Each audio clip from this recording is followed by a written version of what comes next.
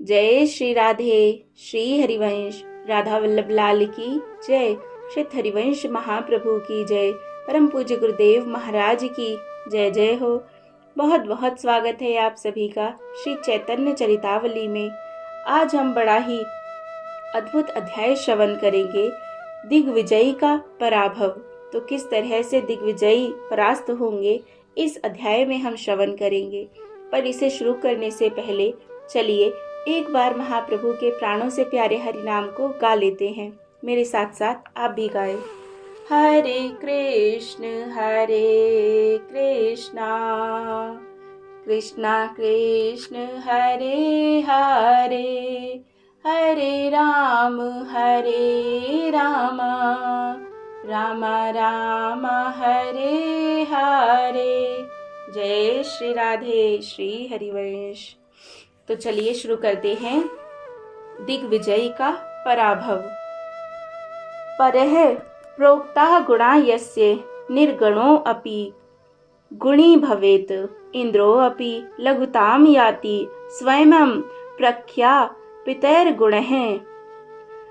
अर्थात दूसरे लोग जिसकी प्रशंसा करे वह तो निर्गुण होने पर भी गुणवान हो जाता है, और जो अपनी प्रशंसा अपने ही मुख से करता है फिर चाहे वह त्रिलोकेश इंद्र ही क्यों ना हो, उसे भी नीचा देखना पड़ता है। महामहिम निमाई पंडित एकांत में दिग्विजयी पंडित के साथ वार्तालाप करना चाहते थे। वे भरी सभा में उस मानी और वयोवृद्ध पंडित की हंसी करना ठीक नहीं समझते थे। प्राय देखा गया है, भरी सभा में लोगों के सामने अपने सम्मान की रक्षा के निमित्त शास्त्रार्थ करने वाले झूठी बात पर भी अड़ जाते हैं और उसे एन के प्रकारेण सत्य ही सिद्ध करने की चेष्टा करते हैं। सत्य को झूठ और झूठ को सत्य करने के कौशल का नाम ही तो आजकल असल में शास्त्रार्थ करना है। निमाई उससे शास्त्रार्थ नहीं करना चाहते थे, किंतु उसे यह बताना चाहते थे कि संसार में परमात्मा के अतिरिक्त अद्वितीय वस्तु कोई नहीं है। कोई कितना भी अभिमान क्यों ना कर ले, संसार में उससे बढ़कर कोई ना कोई मिल ही जाएगा। ब्रह्मा जी की बनाई हुई इस सृष्टि में यही तो विचित्रता है। कहावत है ना, मल्लन को मल्ल घनेरे, घर नाही तो बाहिर बहु तेरे। मतलब जो मल्ल होते हैं, जो बलवानों को बहुत से बलवान मिल जाते हैं, उनके समीप उनके सामने भी ना हो तो बाहर बहुत मिल जाएंगे। इसी बात को जताने के निमित्त निमाई पंडित एकांत में दिग्विजयी से बातें करना चाहते थे। संध्या का समय है। कल नादिनी भगवती भागीरथी अपनी द्रुत गति से सदा की भांति सागर की ओर दौड़ी जा रही है। मानो उन्हें संसारी बातें सुनने का अवकाश ही नहीं। वे अपने काम में बिना किसी की परवाह किए हुए निरंतर लगी हुई हैं। कलरव करते हुए भांति भांति के पक्षी आकाश मार्ग से अपने अपने कोटरों की ओर उड़े जा रहे हैं। भगवान भुवन भास्कर के अस्ताचल में प्रस्थान करने के कारण विधवा की भांति संध्या देवी रुदन कर रही हैं। शोक के कारण उनका चेहरा लाल पड़ गया है, मानो उसे ही प्रसन्न करने के निमित्त भगवान निशानाथ अपनी 16 कलाओं सहित गगन में उदित होकर प्राणी मात्र को शीतलता प्रदान कर रहे हैं। पूर्ण तोया जानवी के वैडूर्य के समान स्वच्छ नील जल में चंद्रमा का प्रतिबिंब बड़ा ही भला मालूम पड़ता है। प्राय सभी पाठशालाओं के बहुत से मेधावी छात्र गंगा जी के जल के बिल्कुल सन्निकट बैठकर शास्त्र चर्चा कर रहे हैं। एक दूसरे से प्रश्न पूछता है, दूसरा उसका उत्तर देता है। पूछने वाला उसका फिर से खंडन करता है। उत्तर देने वाले की 10-5 विद्यार्थी मिलकर सहायता करते हैं। अब सहायता करने वालों से शास्त्रार्थ छिड़ जाता है। इस प्रकार सब एक दूसरे को परास्त करने की जी जान से चेष्टा कर रहे हैं। शास्त्रार्थ करने में असमर्थ छात्र चुपचाप उनके समीप बैठकर शास्त्रार्थ के श्रवण मात्र से ही अपने को आनंदित कर रहे हैं। बहुत से दर्शनार्थी चारों ओर घिरकर बैठ जाते हैं। कोई कोई खड़े होकर भी विद्यार्थियों के वाक युद्ध का आनंद लेने लगते हैं। तब दूसरे विद्यार्थी उन्हें इशारे से बिठा देते हैं। इस प्रकार विद्यार्थियों में खूब ही शास्त्र लोचना हो रही है। इन सभी छात्रों के बीच निमाई पंडित मानो सिरमौर हैं। इस शास्त्र अर्थ की जान वे ही हैं। वे स्वयं भी विद्यार्थियों में मिलकर शास्त्रार्थ करते हैं और दूसरों को भी उत्साहित करते जाते हैं। दूसरे पंडित एकांत में दूर खड़े होकर कोई संध्या का बहाना करके, कोई पाठ के बहाने से निमाई के मुख से निसृत वाक सुधा का आस्वादन कर रहे हैं। बहुत से पंडित यथार्थ में ही संध्या करके मनोविनोद के निमित्त विद्यार्थियों के समीप खड़े हो गए हैं और एक दूसरे के विवाद में कभी कभी किसी की सहायता भी कर देते हैं। इसी बीच दिग्विजयी पंडित भी अपने 2-4 अंतरंग पंडितों के साथ गंगा जी पर आए। दिग्विजयी का सुंदर सुहावना गौर वर्ण था। शरीर सुगठित और स्थूल था। बड़ी बड़ी सुंदर भुजाएं, उन्नत वक्ष स्थल और गोल चेहरे के ऊपर बड़ी बड़ी आंखें बड़ी ही भली मालूम पड़ती थी। उनके प्रशस्त सुंदर ललाट पर रोली की एक चौड़ी सी बिंदी लगी हुई थी। सिर के बाल आधे पक गए थे। चेहरे से रोब और विद्वता प्रकट हो रही थी। शरीर में अभिमान जन्य स्फूर्ति थी। केवल एक सफेद कुर्ता पहने नंगे सिर आकर दिग्विजयी ने गंगा जी को प्रणाम किया। आचमन करके वे थोड़ी देर बैठे रहे, फिर वैसे ही मनोविनोद के निमित्त विद्यार्थियों की ओर चले गए। निमाई के समीप के विद्यार्थियों ने इशारे से बताया, ये ही वे दिग्विजयी हैं। दिग्विजयी को देखकर निमाई पंडित ने उन्हें नम्रता पूर्वक प्रणाम किया और बैठने के लिए आग्रह किया। पहले तो दिग्विजयी ने बैठने में संकोच किया। जब सभी ने आग्रह किया तो वे बैठ गए। प्राय मानियों के समीप ही मान प्रतिष्ठा की परवाह की जाती है। जो मान अपमान से परे हैं, उनके समीप मानी अमानी मूर्ख पंडित सभी समान रूप से जा सकते हैं और उनकी सीधी सादी बातों में वे मान अपमान का ध्यान नहीं करते। इसीलिए तो लड़के पागल मूर्खों के साथ सभी बेखट के चले जाते हैं। उनसे उन्हें उद्वेग नहीं होता। उद्वेग का कारण तो अंतरात्मा में सम्मान की इच्छा, जिसके हृदय में सम्मान की लिप्सा है, वह माननीय लोगों में सम्मान के ही साथ जाना पसंद करेगा। इसे इस बात का सदा भय बना रहता है कि वहाँ मेरा अपमान ना हो। इसीलिए उत्तम आसन का पहले से ही प्रबंध कर लेगा, तब वहाँ जाना स्वीकार करेगा। विद्यार्थी तो मान अपमान से दूर ही रहते हैं। उन्हें मान अपमान की कुछ भी परवाह नहीं रहती, चाहे विद्यार्थी सभी शास्त्रों को पढ़ चुका हो। जब तक वह पाठशाला में विद्यार्थी बना है, तब तक वह छोटे से छोटे विद्यार्थी को भी समानता का ही बर्ताव करेगा। विद्यार्थी सब एक से, इसीलिए विद्यार्थियों से भी किसी को उद्वेग नहीं होता। इसी कारण विद्यार्थियों के आग्रह करने पर महामानी लोक विख्यात दिग्विजयी पंडित विद्यार्थियों के समीप बैठ गए। निमाई पंडित ने अपना वस्त्र उनके लिए बिछा दिया। दिग्विजयी के सुखपूर्वक बैठ जाने पर सभी विद्यार्थी चुप हो गए। सभी ने शास्त्रार्थ बंद कर दिया। हंसते हुए दिग्विजयी बोले, भाई तुम लोग चुप क्यों हो गए? कुछ शास्त्र चर्चा होनी चाहिए। इतने पर भी सब चुप ही रहे। सभी विद्यार्थी धीरे धीरे निमाई के मुख की ओर देखने लगे। कुछ प्रसंग चलने के निमित्त दिग्विजयी ने निमाई पंडित से पूछा, तुम किस पाठशाला में पढ़ते हो? निमाई इस प्रश्न को सुनकर चुप हो गए। वे कुछ कहने को ही थे कि उनके समीप बैठे हुए एक योग्य छात्र ने कहा, ये यहाँ के विख्यात अध्यापक निमाई पंडित हैं। प्रसन्नता प्रकट करते हुए दिग्विजयी ने निसंकोच भाव से उनकी पीठ पर हाथ फेरते हुए कहा, ओहो निमाई पंडित, आपका ही नाम है। आपकी तो हमने बड़ी भारी प्रशंसा सुनी है। आप तो यहाँ के व्याकरणों में सिरमौर समझे जाते हैं। हाँ, आप ही कोई व्याकरण की पंक्ति सुनाइए। हाथ जोड़े हुए नम्रता पूर्वक निमाई पंडित ने कहा, यह तो आप जैसे गुरुजनों की कृपा है।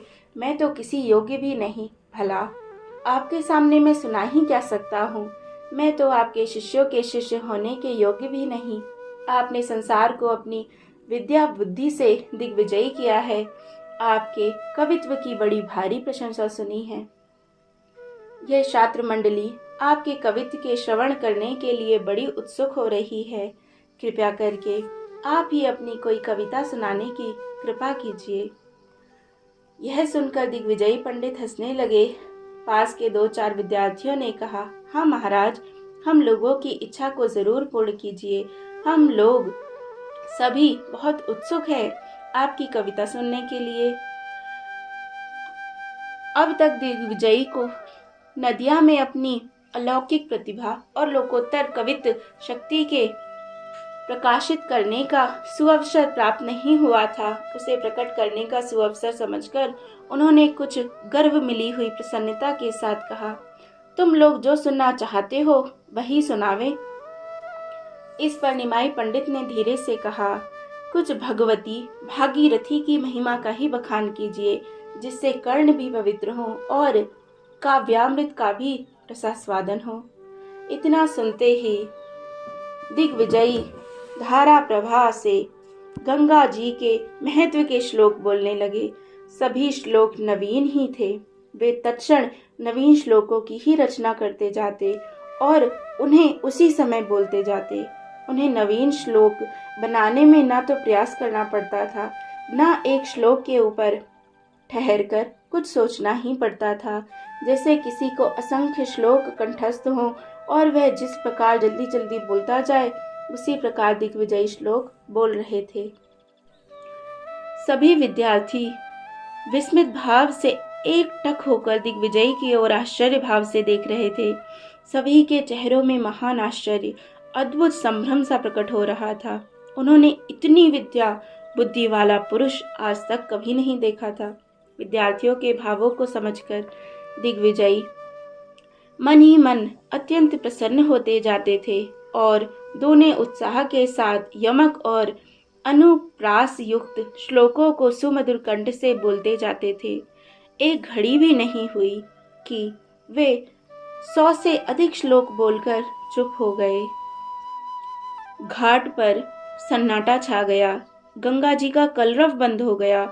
मानो इतनी उतावली गंगा माता भी दिग्विजयी के लोकोत्तर काव्य रस से प्रवाहित होकर उसे अपने प्रवाह में मिलाने के लिए कुछ काल के लिए ठहर सी गई हैं।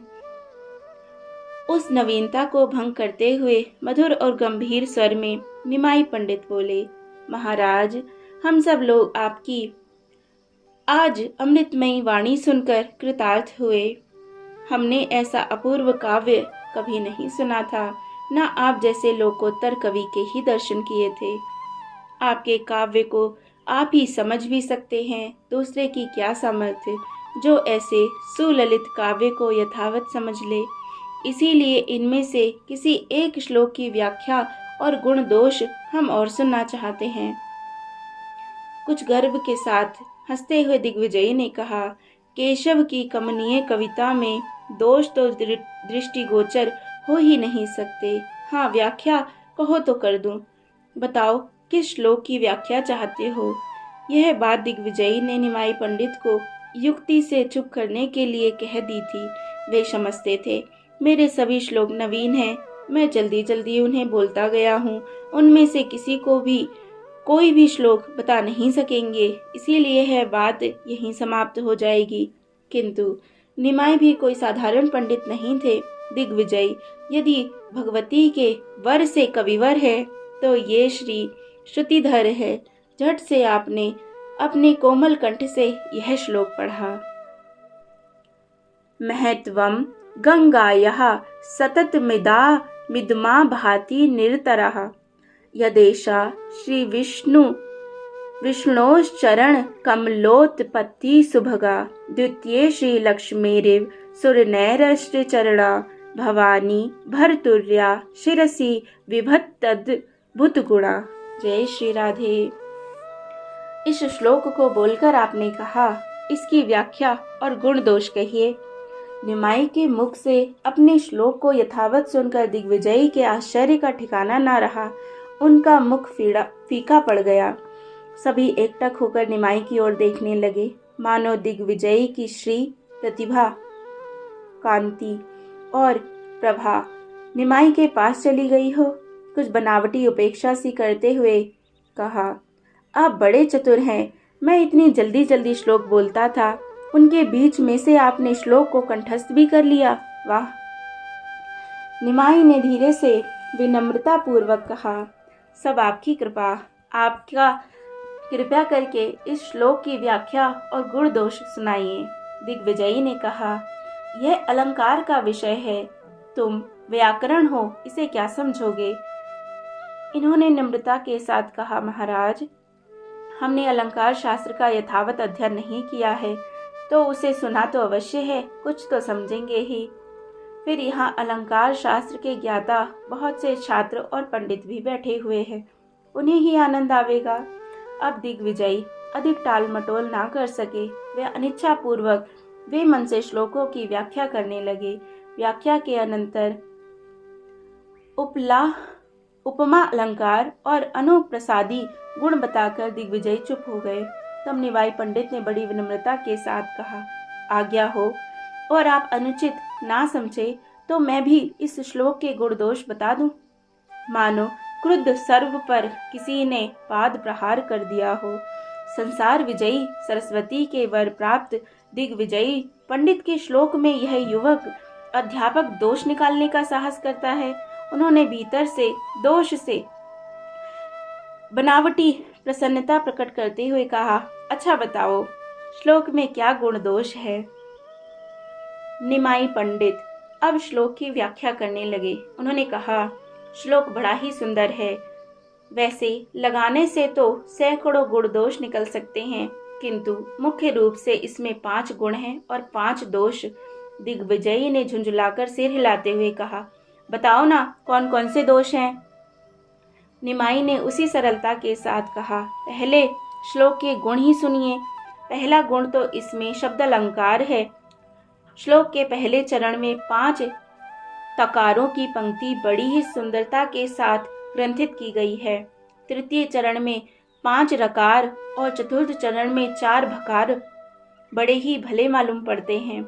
इन शब्दों के कारण श्लोक में शब्द अलंकार गुण आ गया है। दूसरा गुण है अनुरक्ति वदाभास, माफ करना,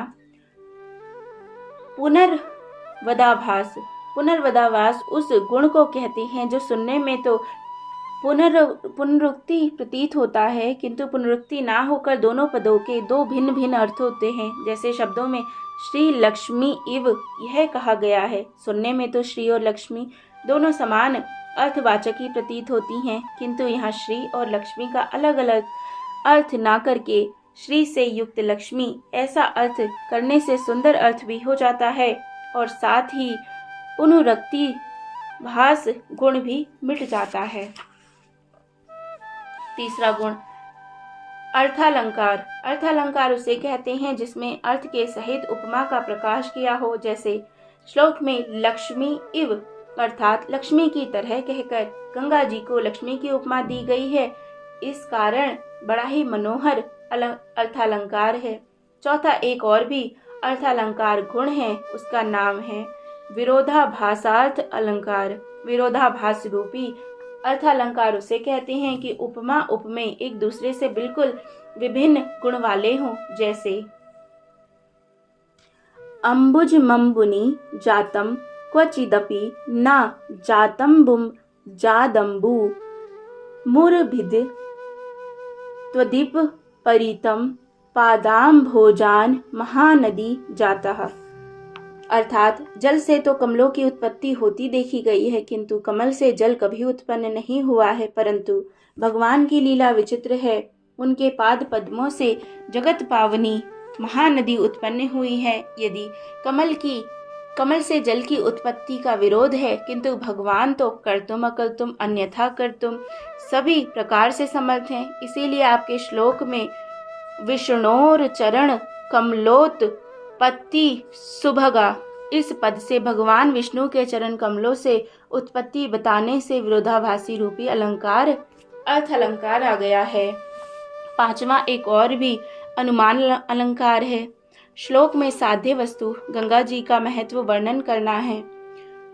विष्णु पादोत्पत्ति उसका साधन बताकर बड़ा चमत्कारपूर्ण अनुमान अलंकार सिद्ध हो जाता है। अर्थात विष्णु पादोत्पत्ति वाक्य ही अनुमान अलंकार है।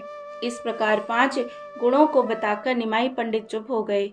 सभी अनिमेष भाव से एक टक टकटकी लगाए निमाई की ओर देख रहे थे। उन्होंने ये सब बातें बड़ी सरलता और गंभीरता के साथ कही थी।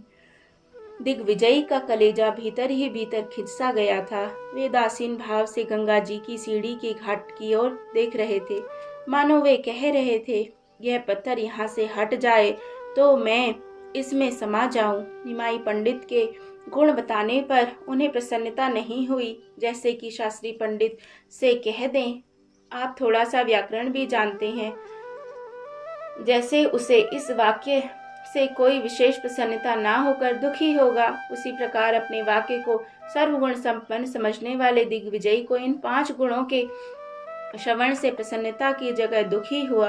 उन्होंने कुछ चिढ़कर कहा, अच्छा ये तो गुण हो गए, अब तुम बता सकते हो इनमें क्या दोष हैं? यह सुनकर उसी गंभीर वाणी से निमाई पंडित कहने लगे, गुणों की भांति दोष भी इसमें अनेकों निकाले जा सकते हैं, किंतु 5 मोटे मोटे दोष प्रत्यक्ष ही हैं। श्लोक में 2 स्थानों पर तो अभिमृष्ट विधेयांश 2 दोष है, तीसरा विरुद्धमति दोष है, चौथा भग्न क्रम और 5वां पुनरुक्ति दोष भी है। इस प्रकार ये 5 दोष मुख्य हैं। अब इनकी व्याख्या सुनिए।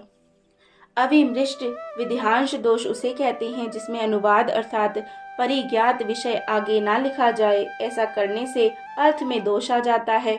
आपके श्लोक का मूल विधेय गंगा जी का महत्व और इदम शब्द अनुवाद है। आपने अनुवाद को पहले ना कहकर सबसे पहले महत्वम गंगा यह जो विधेय है उसे ही आगे कह दिया। इससे अविमृष्ट अध्ययांश दोष आ गया।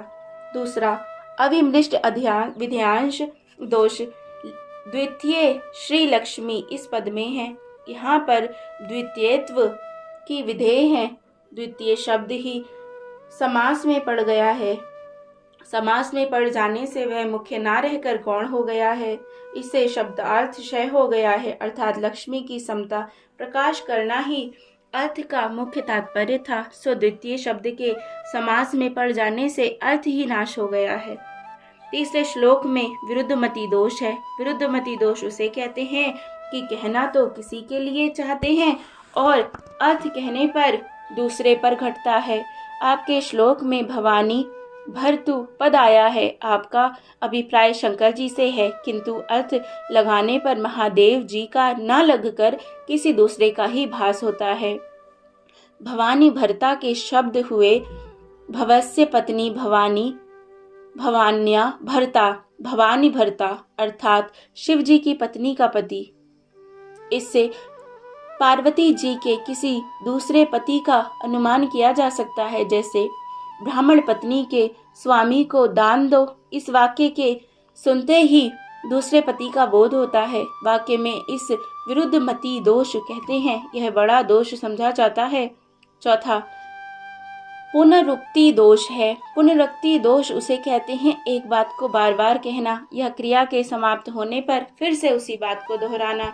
आपके श्लोक में विवति क्रिया देकर विषय को समाप्त कर दिया, फिर भी क्रिया के अंत में अद्भुत गुणा विशेषण देकर पुनरुक्ति दोष कर दिया गया है। 5वां भग्न क्रम दोष है। भग्न क्रम दोष उसे कहते हैं कि 2 या 3 पदों में तो कोई क्रम जारी रहे और एक पद में वह क्रम भग्न हो जाए। आपके श्लोकों के अर्थ चरण में 5 तकार, तीसरे में 5 रकार और चतुर्थ चरण में 4 भकारों का अनुप्रयास है, किंतु दूसरा चरण अनुप्रयासों से रहित ही है। इससे श्लोकों में भग्न क्रम दोष आ जाता है। महामहिम निमाई पंडित बृहस्पति के समान निर्भीक होकर धारा प्रवाह गति से बोलते जाते थे। सभी दर्शकों के चेहरे से प्रसन्नता की किरणें निकल रही थी। दिग्विजयी लज्जा के कारण सिर नीचा किए हुए चुपचाप बैठे रहे। निमाई पंडित का एक एक शब्द उनके हृदय में शूल की भांति चुभता था। उससे वे मन ही मन व्यथित हो जाते थे, किंतु बाहर से ऐसी चेष्टा करते थे जिससे भीतर की व्यथा प्रकट ना हो सके। किंतु चेहरा तो अंतःकरण का दर्पण है, उस पर तो अंतःकरण के भावों का प्रतिबिंब पड़ ही जाता है। निमाई पंडित के चुप हो जाने पर भी दिग्विजयी नीचा सर किए चुपचाप ही बैठे रहे। उन्होंने अपने मुख से एक शब्द भी इनके प्रतिवाद में नहीं कहा। यह देखकर विद्यार्थी ताली पीटकर हंसने लगे। गुणग्राही निमाई पंडित ने डांटकर उन्हें ऐसा करने से निषेध किया। दिग्विजयी को लज्जित और खिन्न देखकर आप नम्रता के साथ कहने लगे, हमने बाल चापल्य के कारण ये बातें कह दी हैं, आप इनको कुछ बुरा ना माने। हम तो आपके शिष्य तथा पुत्र के समान हैं। अब बहुत रात्रि व्यतीत हो गई है, आप भी नित्य कर्म के लिए देर हो रही होगी। हमें भी अपने घर जाना है। अब आप पधारे, कल फिर दर्शन होंगे। आपके काव्य को सुनकर हम सब लोगों को बड़ी प्रसन्नता हुई। रही गुण दोष की बात, सो सृष्टि की कोई भी वस्तु दोष से खाली नहीं है। गुण दोषों से सम्मिश्रण से ही तो इस सृष्टि का उत्पत्ति हुई है। कालिदास, भवभूति, जयदेव आदि महाकवियों ने काव्यों में भी बहुत से दोष दिखाई देते हैं। यह तो कुछ बात नहीं, दोष ही ना हो फिर तो गुणों के महत्व को कौन समझे। अच्छा तो आज्ञा दीजिए। यह कहकर सबसे पहले निमाई पंडित ही उठ गए। उनके उठते ही सभी छात्र भी एक साथ खड़े हो गए। सर्वस्व गंवाए हुए व्यापारी की भांति निराशा के भाव से दिग्विजयी भी उठ खड़े हुए और धीरे धीरे उदास मन से अपने डेरे की ओर चले गए। इधर निमाई पंडित नित्य की भांति हंसते खेलते और चौकड़ी लगाते शिष्यों के साथ अपने स्थान को चले गए। जय जय श्री राधे, जय जय श्री राधे। तो ये बड़ा ही अध्याय पूरा अच्छे से सुनने वाला था, समझने वाला था, क्योंकि हमारे निमाई तो भगवान हैं, वो कुछ भी कर सकते हैं। कितना जल्दी जल्दी कितने सारे गुण दोष निकाल लिए उन्होंने। तो चलो अच्छा है। अब अगला अध्याय हम और सुनेंगे, दिग्विजयी का वैराग्य। बड़ा ही आनंद आएगा। अब हमारे प्रभु हैं तो इनसे जो भी मिलेगा तो वो वैराग्य तो उसको मिल ही जाएगा। बहुत सुंदर। अगर आपने चैनल को सब्सक्राइब ना किया हो तो अवश्य करें, ताकि हम आगे भी ऐसे ही सुंदर सुंदर चरित्र वगैरह सब श्रवण करते रहें। जय जय श्री राधे। बहुत बहुत आभार यहाँ तक सुनने के लिए। जय श्री राधे। चैतन्य महाप्रभु की जय हो।